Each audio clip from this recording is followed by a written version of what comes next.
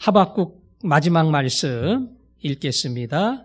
3장 16절부터 19절까지입니다. 내가 들었으므로 내 창자가 흔들렸고 그 목소리로 말미암아 내 입술이 떨렸도다. 무리가 우리를 치러 올라오는 환난 날을 내가 기다림으로 썩이는 것이 내 뼈에 들어왔으며 내 몸은 내 처소에서 떨리는도다.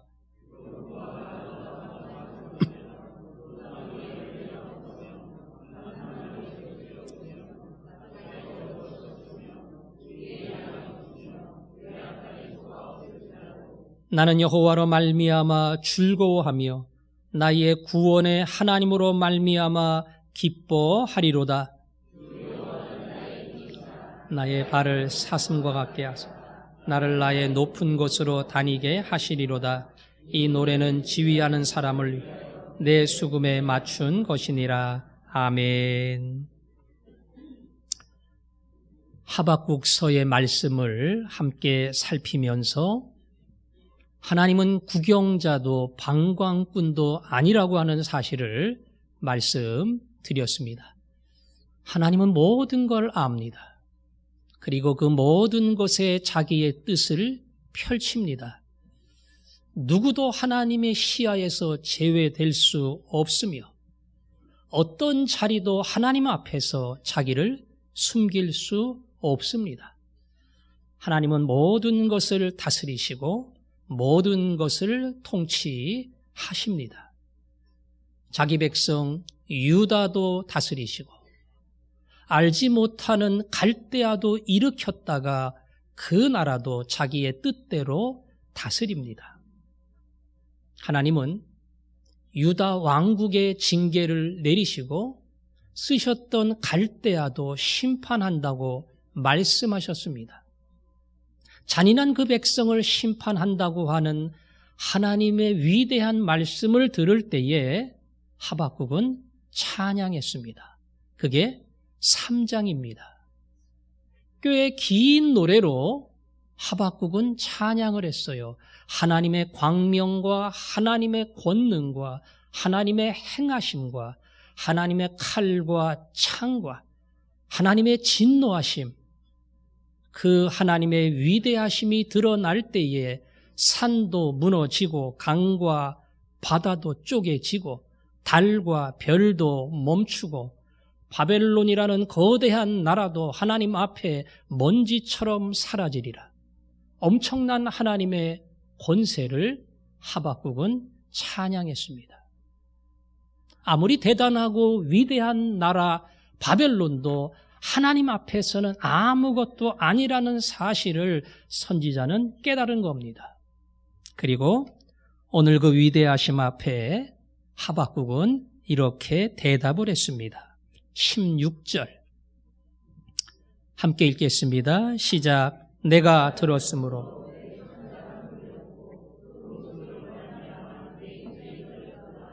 무리가 우리를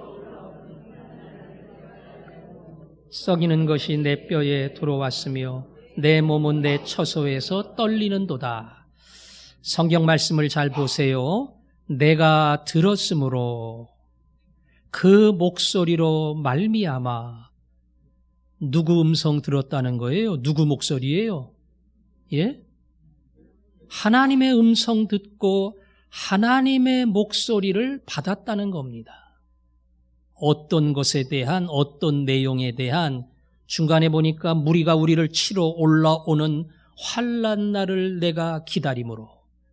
요건 번역이 조금 잘못된 겁니다. 우리를 치러 오는 바벨론의 거대한 무리를 환난으로 치실 하나님, 그 하나님을 내가 기다린다, 그 뜻이에요.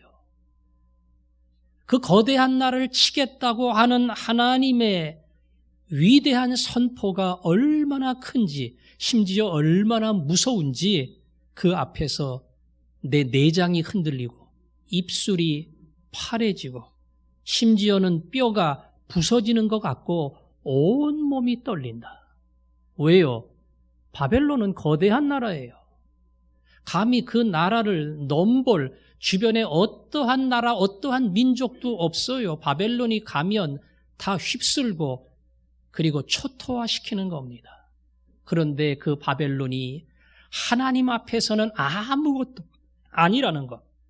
하나님은 바벨론을 얼마든지 부수고 깨트리고 그리고 산산조각 만드시는 무서운 어미하신 하나님이라는 것. 그 하나님의 위대한 권능을 생각하고 자기가 알지 못하는 하나님의 놀라운 계획과 섭리를 들으며 오늘 하박국은 떨며 두려워한다. 이 고백을 남기고 있는 겁니다. 하나님이 하시는 일을 우리는 다 알 수 없습니다. 하나님이 하시는 일의 과정도 결말도 우리는 세상 말로 하면 점칠 수 없습니다. 대한민국 땅은 일제 식민지하에 있었습니다. 그 중에 일부의 사람들은 대한민국이 일본으로 바뀌면 훨씬 문명화된 사회가 되리라 이런 기대도 했습니다. 그러나 36년 만에 이 땅을 해방된 민족으로 만드셨어요. 정말 미래가 있고 장래가 있는 독립된 국가가 되었지만 이 땅은 남과 북, 민주주의, 공산주의로 갈라섰고요. 6.25의 끔찍한 전쟁을 치렀습니다. 6.25를 거쳐오신 분들은 전쟁이 얼마나 무섭다고 하는 것, 두 번 다시 일어나면 안 된다고 하는 그 전쟁의 살벌한 모습을 알 거예요. 모든 게 무너지고 수십만의 사람이 죽었습니다. 그때 대한민국은 세계에서 가장 가난한 나라, 미래가 없는 나라, 에티오피아가 와서 도와줄 정도니까 대한민국이 얼마나 못 사는 나라예요. 정말 이 나라에 미래가 있을까? 그랬던 나라가 대한민국이에요. 그러나 대한민국이 60년이라는 짧은 세월 동안 역사를 찾아볼 수 없는 경제적 부흥을, 그리고 그 무엇보다 대한민국의 복음과 교회가 이것 또한 세계에서 찾아볼 수 없는 엄청난 부흥을 이루어 대한민국 사람은 세계 어디를 가든 제일 먼저 예배당을 세운다고 하는 이 아름다운 이야기가 남을 정도였습니다. 하나님은 놀라운 복을 줬습니다. 대한민국에 주신 복은 과분합니다. 그러나 이 땅은 여전히 분단 국가로 남아있고요. 같은 동포가 남쪽 북쪽에서 총뿌리를 들이대고 세상의 원수처럼 살아가는 그런 안타까운 민족으로 지금도 남아있습니다. 대한민국은 복을 누렸지만 북한 땅은 많은 걸 잃었습니다. 자유를 잃었습니다. 때로는 양식을 잃고요. 때로는 공포와 두려움 속에 살아야 하는 그 백성을 생각할 때마다 우리의 마음속에 하나님의 뜻이 무엇일까? 그런 질문을 던지게 됩니다. 과분한 사랑을 받고 이 나라가 이렇게 발전한 것에 대해서는 우리가 감사하고 하나님의 뜻이, 하나님의 계획이 이 민족 가운데 이토록 놀랍게 부어졌구나. 그건 다 동의하고 다 받아들입니다. 그런데 왜 유일한 분단 국가로 이 땅을 남겨놓으시고 서로를 원수처럼 위협하고 보복하는 그러한 세상의 가장 불쌍한 민족으로 지금까지 있게 하셨는가? 그것이 우리의 또 다른 질문이고 해답을 얻지 못한 하나님 앞에서 찾아야 될 거룩한 뜻입니다. 미래는 모릅니다. 그러나 하박국 시대에 많은 사람들이 질문을 던진 것처럼 이 민족의 감사의 제목이 있고 오늘의 질문이 있고 알지 못하는 미래가 있지만 분명한 것은 하나님이 다스린다는 겁니다. 제 삶 속에도 하나님의 세밀한 인도하심이 있었어요.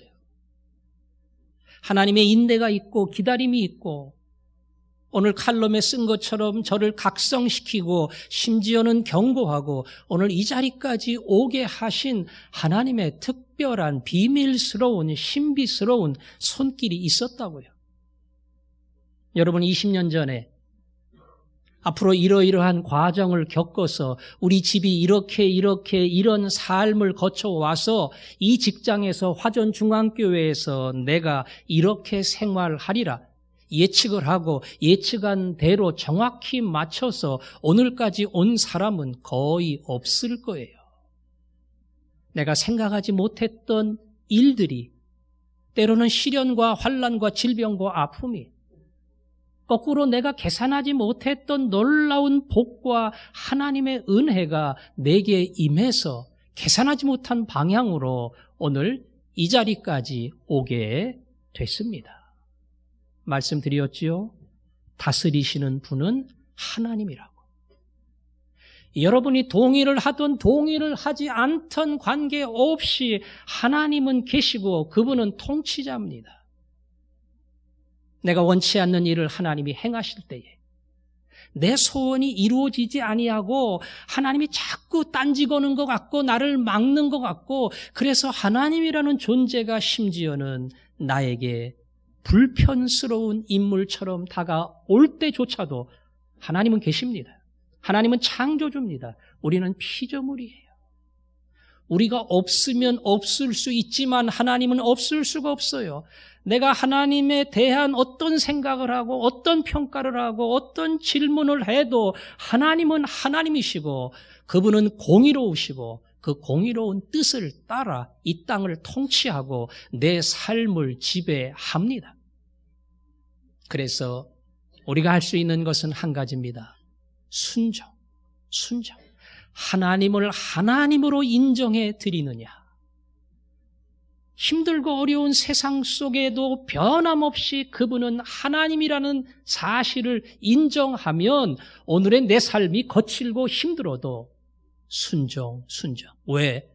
당신은 하나님이며 나는 하나님이 창조한 사람이고 하나님의 자녀이기에 당신의 거룩한 통치 앞에 무릎을 꿇고 순종합니다. 이게 예수 믿는 사람이 고백해야 될 당연한 믿음의 자세입니다. 삶의 어떠한 현장에 있든 간에 여러분이 하박국이 했던 동일한 고백을 시련과 위기 속에서도 하나님의 위대하심 앞에 겸손히 엎드리고 그분이 하나님이심을 인정하고 고백하는 하나님의 그야말로 자녀다운 삶과 행동, 그것이 시련과 아픔 속에서 우리에게 나타나기를 원합니다. 그래서 때로는 막히는 길이, 어려운 길이, 가로막는 내 삶이 겸손히 하나님을 하나님으로 인정하게 만드는 특별한 은혜의 길로 바뀌는 거예요. 하나님이 그 위기 속에서, 그 아픔 속에서, 그 장애물 앞에, 그리고 그 좌절 속에서 오히려 우리에게 은혜를 주시고 하나님의 놀라운 복 가운데로 나가게 하시는 그런 하나님의 특별하고 비밀스러운 섭리가 저와 여러분에게 있기를 원합니다.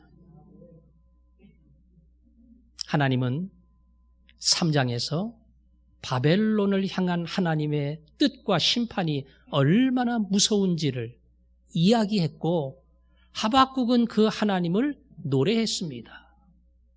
근데 사실은 하박국에게 더 심각한 문제가 있어요. 심각한 상황이 있어요. 그건 바벨론의 이야기가 아닙니다. 그건 남의 나라예요. 매를 맞든 안 맞든 건너뛴 남의 나라인데 지금 당장 내 나라, 내 조국의 문제가 이건 내 일이고 내 가정의 일입니다. 오늘 17절은 내 조국에서 벌어질 일을 이렇게 설명합니다. 같이 읽습니다. 시작. 비록 무화과 나무가 무성하지 못하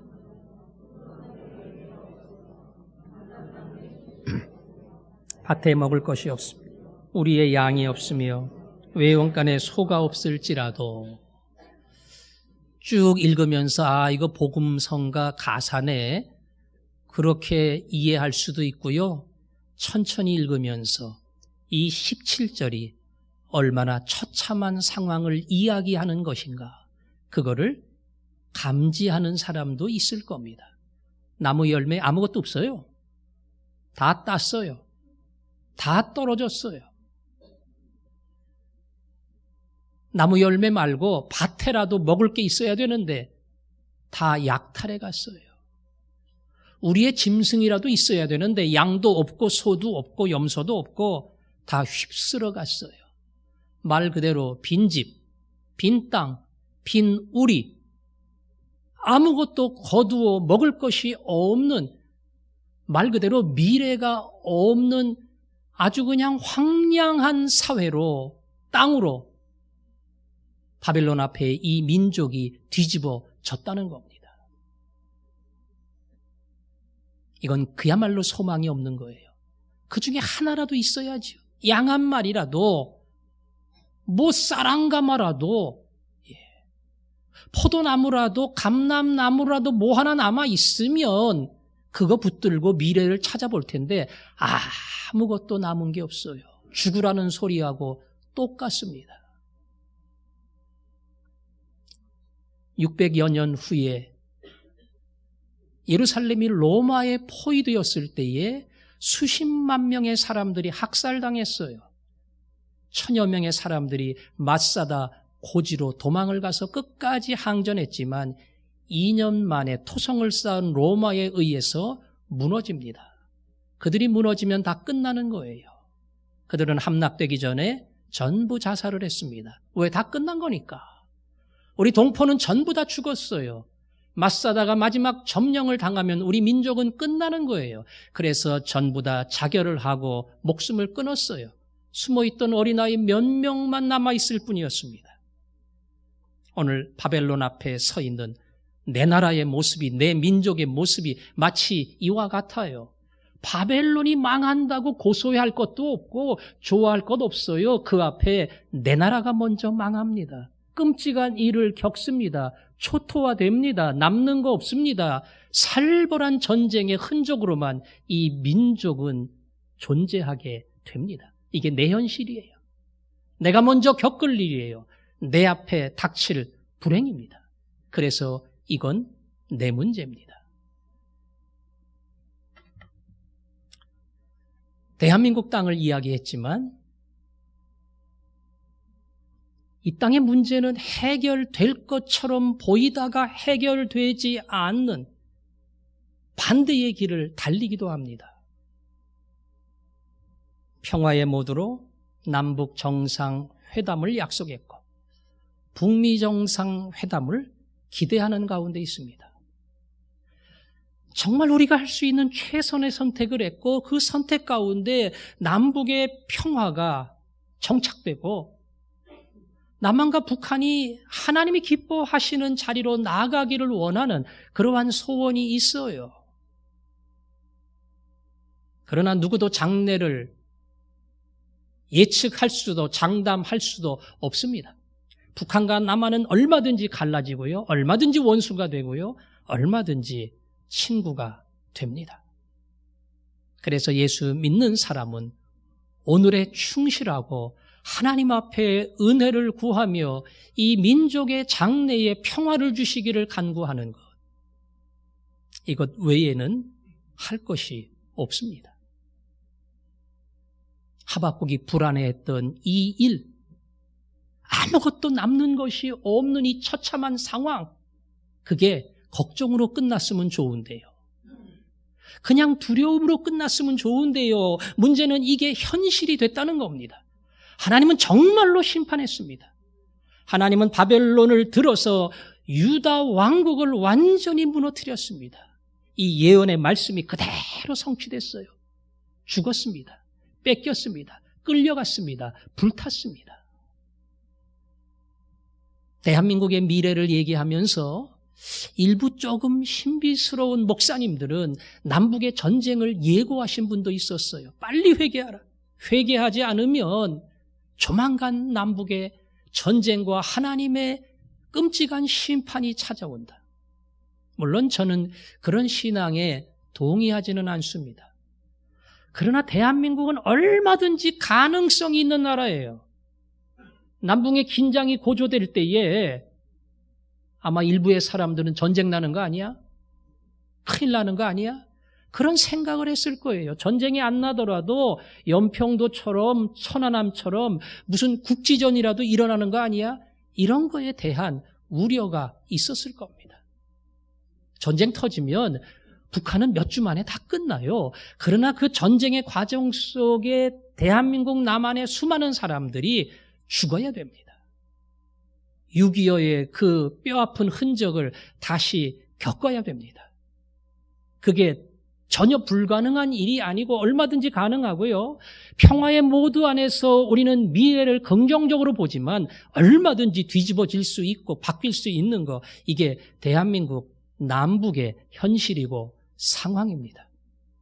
하박국은 그 불행을 겪을 수밖에 없었고 그 안에서 하나님이 하시는 일을 받아들일 수밖에 없었던 겁니다.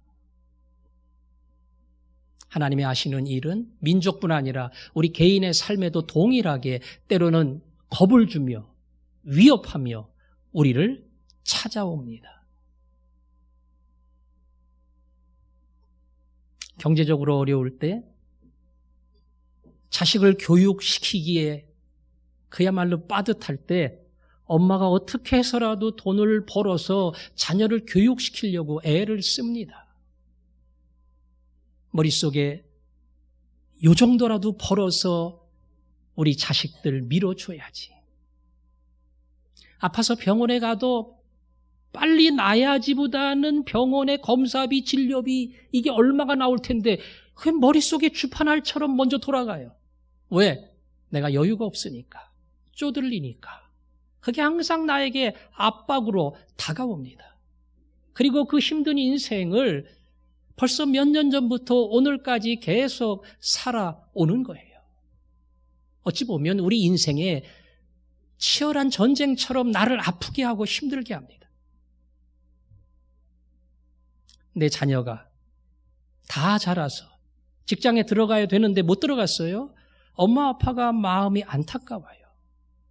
공부 다 시켰는데, 수고했는데, 이제는 들어가야 되는데 벌써 6개월이 지나고 1년이 지났는데 취업하지 못하는 자식을 볼 때에 아빠, 엄마의 마음은 참 안타깝고 괴롭습니다.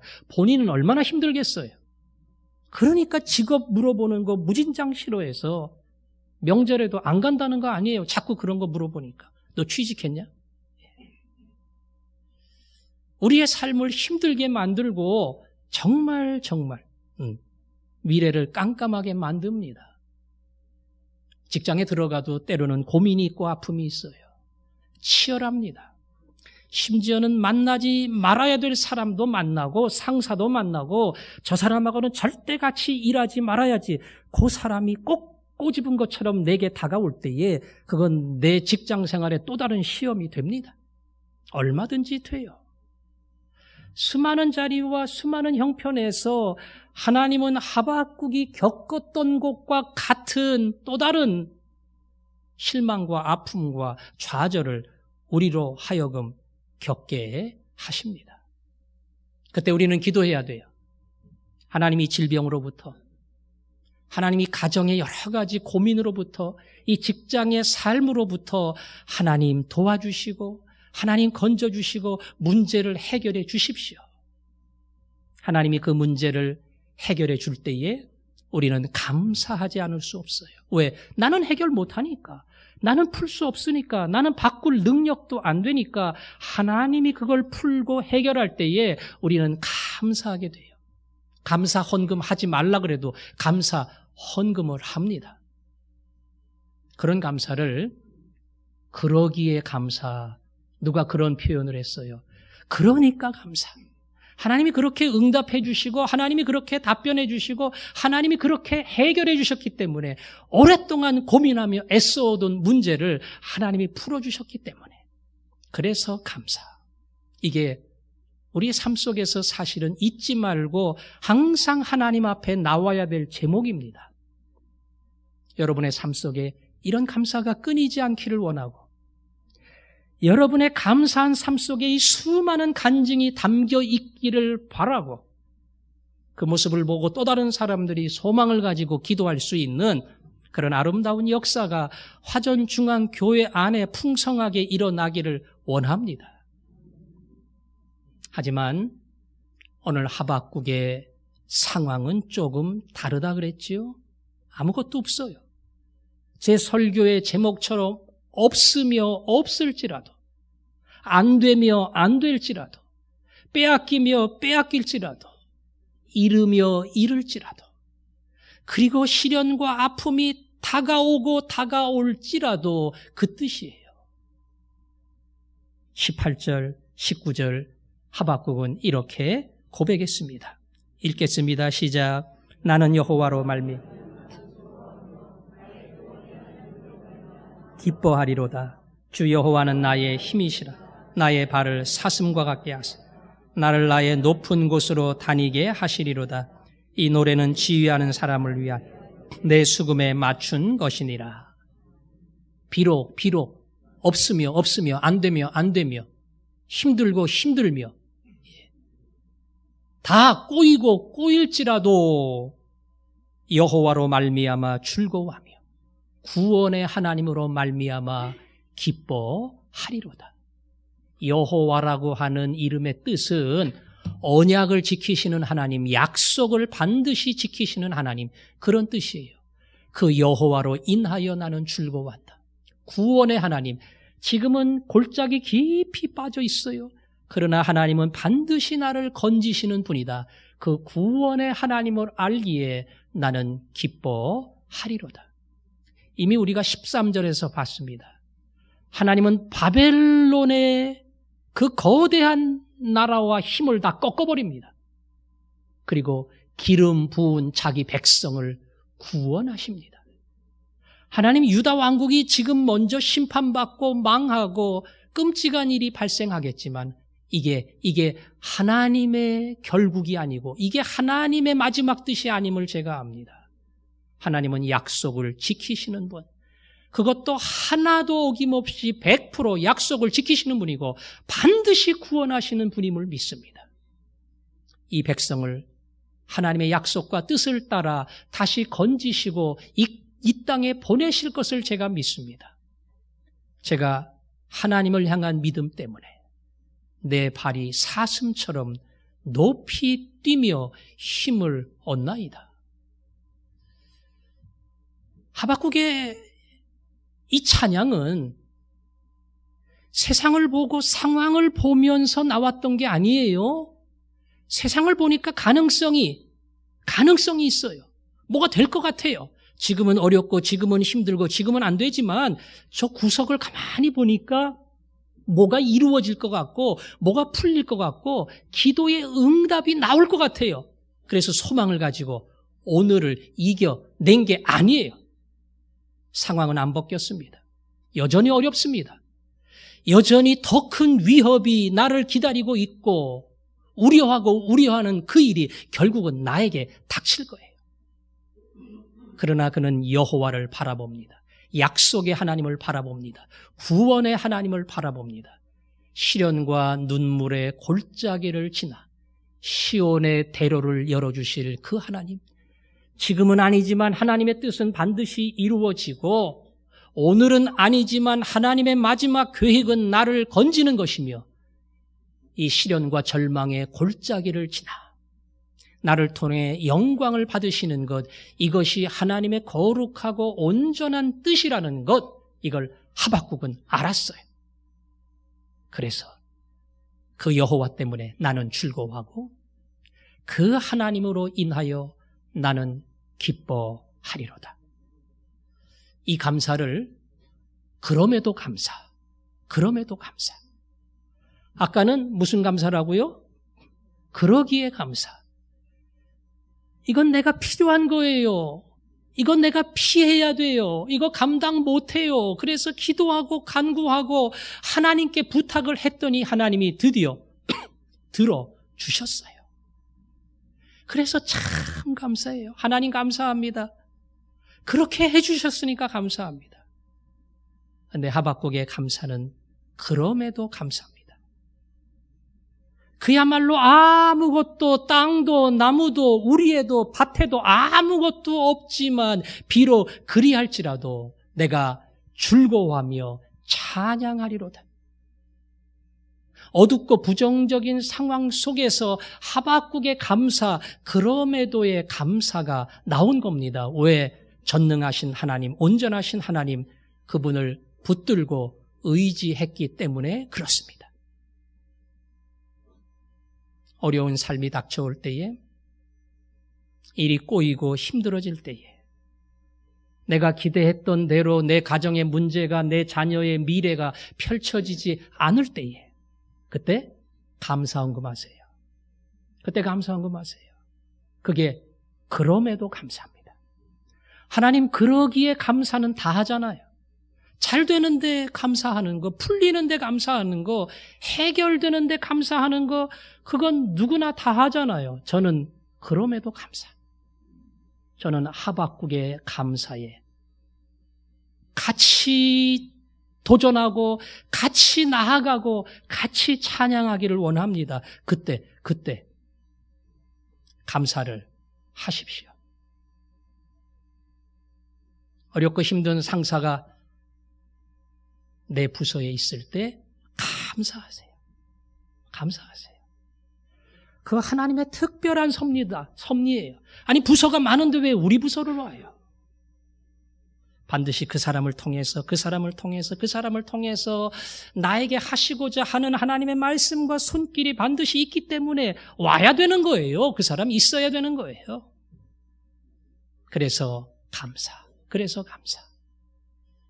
인생의 실패, 가정의 어려움을 겪을 때마다 이 실패와 낭망의 사건 속에서 때로는 겸손하게 만들고 기도하게 만들고 너 나 없이는 아무것도 못한다. 하나님 말씀합니다. 너 내가 안 도와주면 아무것도 할 수 없어. 내 수고도 내 노력도 헛될 수밖에 없다. 그 하나님을 붙들게 만드는 손길이 그 안에 있어요. 그래서 감사. 그게 바로 그럼에도 감사입니다. 사도 바울은 고질적인 만성적 질병으로 하나님 앞에 기도했지요? 기도했지요? 몇 번이나 기도했는데 하나님이 들어주셨습니까? 안 들어주셨어요. 그 병 가지고 살아라. 그때 깨달은 겁니다.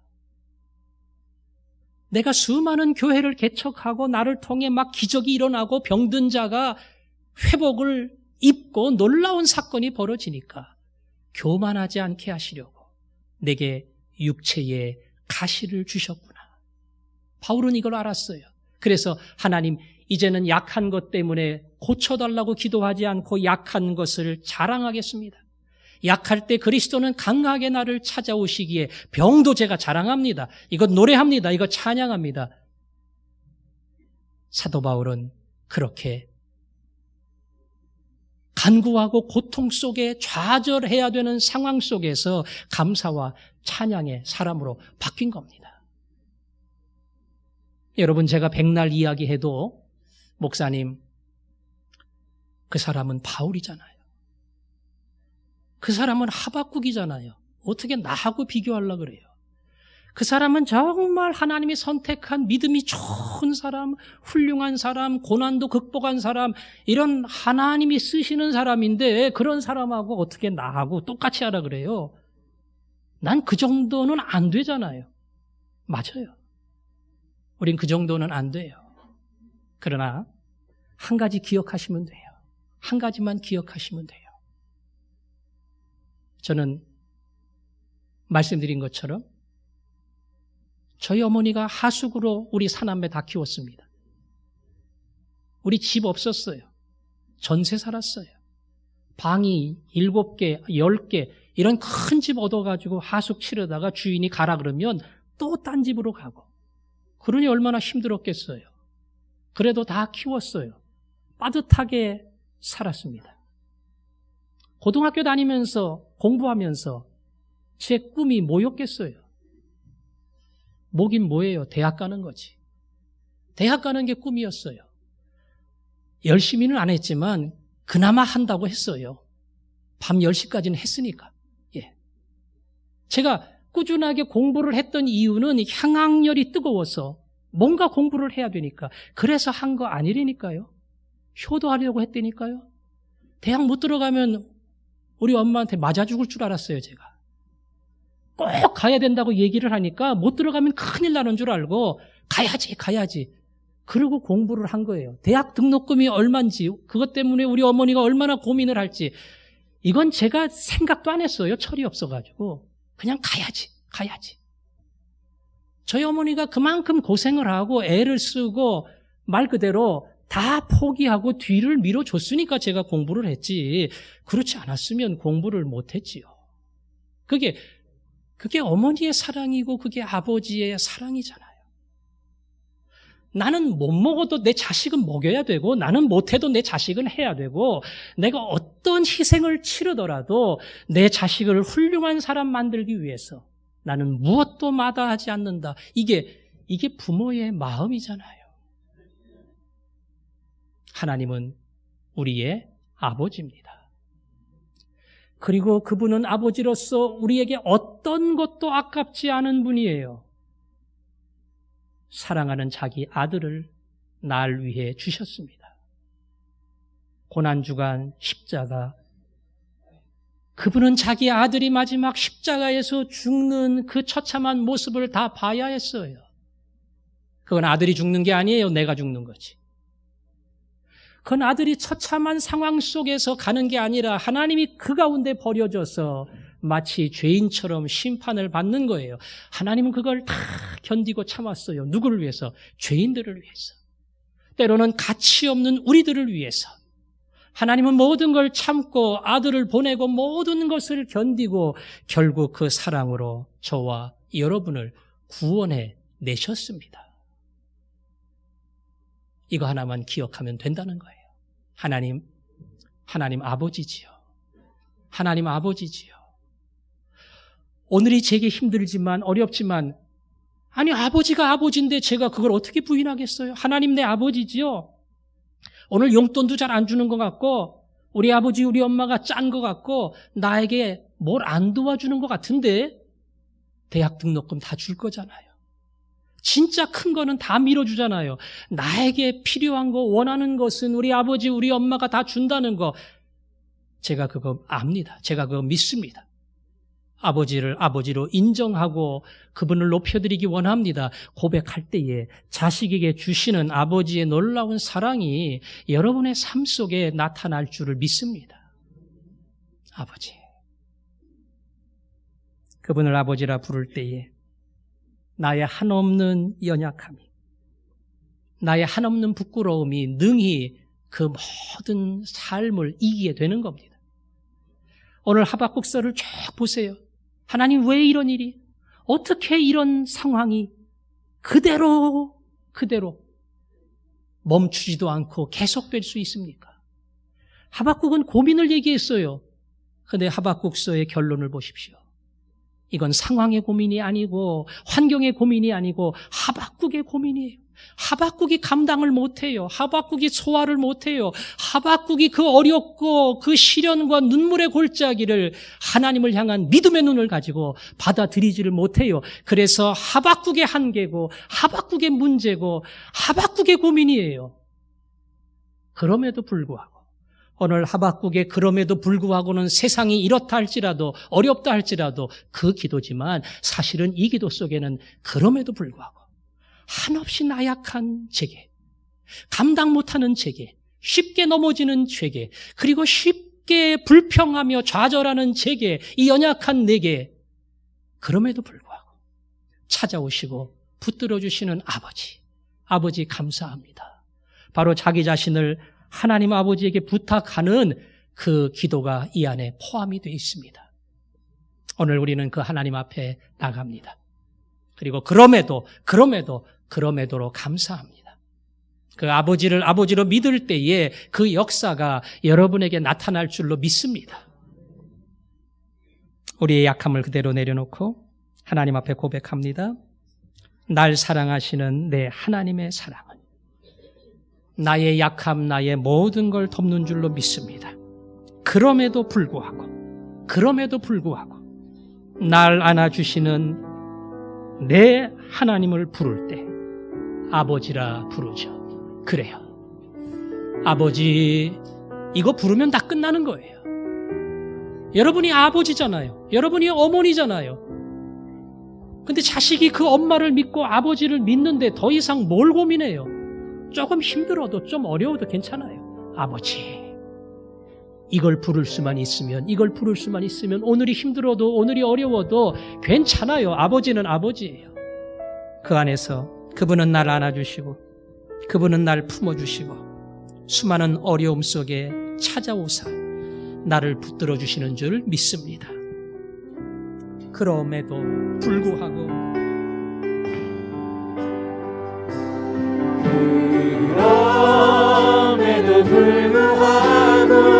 날 사랑하시는 내 하나님의 사랑이 나의 모든 걸 덮고 그럼에도 불구하고 날 안아주시는 내 하나님을 부를 때 아버지라 부르죠.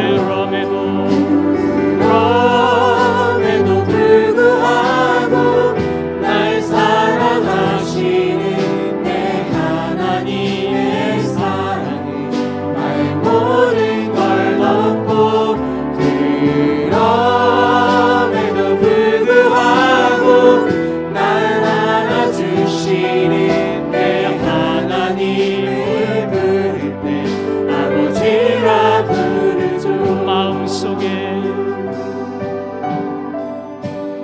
마음속에 어려움이 있을 때 마음속에 어려움이 있을 때 마음속에 어려움이 있을 때 주님 내게 먼저 오사 내 마음을 만지고 주님 앞에 나올 수 없을 때 주님 앞에 나올 수 없을 때 주님 앞에 나올 수 없을 때 주님 날 먼저 안으시네. 그럼에도 불구하고 날 사랑하신 내 하나님의 사랑이 나의 모든 걸 덮고 그럼에도 불구하고 날 안아주시는 내 하나님을 부를 때 아버지라 부르죠. 그럼에도 불구하고 날 사랑하시는 내 하나님의 사랑이 나의 모든 걸 덮고 그럼에도 불구하고 날 안아주시는 내 하나님을 부를 때 아버지라 부르죠. 기도합니다. 한 가지만 부르면 돼요. 하나님 아버지. 하나님 아버지. 제가 아버지입니다. 그래서 제가 자식을 위해 아까울 것이 없습니다. 제가 엄마입니다. 그래서 우리 새끼들을 위해 제가 아쉬울 것이 없고 모든 걸 줄 수 있습니다. 하나님 내 아버지임을 믿습니다. 나를 사랑하시는 좋으신 아버지임을 믿습니다. 오늘이 어렵고 오늘이 힘들지라도 그 가운데 아버지의 놀라운 뜻이 있음을 제가 믿습니다. 그 아버지의 뜻을 붙들고 오늘의 이 시련 속에 감사하기를 원합니다. 오늘 나를 힘들게 하고 어렵게 하는 세상에 수많은 상황이 있지만 능히 감당하게 하시고 소화하게 하시고 그것에도 불구하고 하나님을 찬양하게 하여 주옵소서. 우리 다 같이 기도하겠습니다. 아버지 하나님, 하나님, 하박국의 고민이 때로는 우리의 고민이며 하박국의 질문이 우리의 질문입니다.